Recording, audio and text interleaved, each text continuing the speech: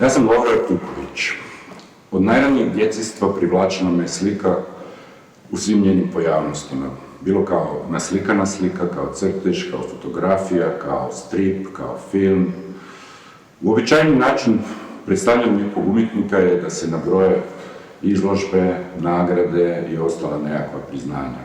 Za sebe mogu reći da sam imao 100-tinjak grupnih izložbi i 80-ak samostalnih. Međutim, ono što se iza tih brojeva krije je jedan put koji sam prošao od čisto grafičkog pristupa slici do slikarskog.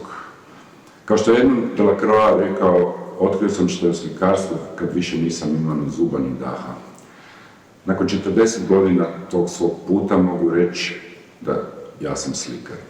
Kako čovjek nema neku percepciju o tome što njegov rad znači drugim ljudima, vijest da sam postao redoviti član Hrvatske akademije znanosti i umjetnosti shvatio sam kao veliko priznanje svom dosadašnjim radom.